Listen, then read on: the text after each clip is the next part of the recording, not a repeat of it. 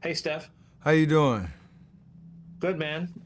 Hey, by the way, we're the local Oakland station. We're all big fans. Everyone was excited that I was going to talk to you today. I appreciate it. Thank you very much. Yeah, listen, this film, we're here in the Bay Area. We kind of know your story, but after watching this film, I feel as if there was a lot I didn't know. Even for people here in the Bay Area who think that they know, when they watch the film, they're going to learn a lot more. Do you get that idea?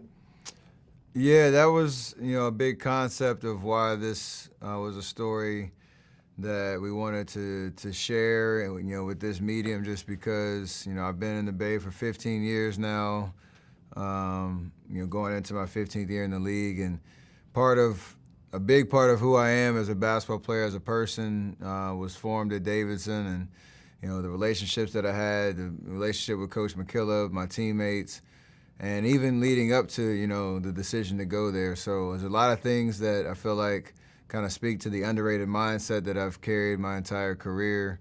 Even with the accomplishments and the championships and the accolades and all that, this is a huge part of who I am. And to your point, like, a lot of time has been passed since those Davidson days, and before the tournament run, nobody really knew what was going on. And this is a special story that I think people will resonate with. You live here in the Bay Area, and so I recognized, like, where you were at all the times. And you watch some of the local media, some of the radio stations and stuff. Do you hear some of that chatter? The movie made it seem like you did, especially like when you didn't have that good night. There was one of the local broadcasters were saying, "Oh, he didn't have a good night." How much of that stuff do you listen to, and how much of that stuff do you tune out? It's an interesting balance because most of the time you're trying to block out all distractions, but there is a healthy amount of noise that you do hear, whether you want to or not. I kind of approach it with a little bit of like a mindset of just it's entertaining, because you realize how many different narratives there are around you, whether you're playing great, whether you're in a rough patch of the season, whether you win the finals, whether you lose. There's always a narrative that's going to form. It doesn't change how I feel about myself, or, you know, doesn't impact the work that I put into my craft. But it is entertaining to know that there's that much attention and energy around what we do on the court, and people care. So I feel like you kind of accept it for what it is, and use it as fuel. And for me, I Just kind of like Michael Jordan, do you take things personally?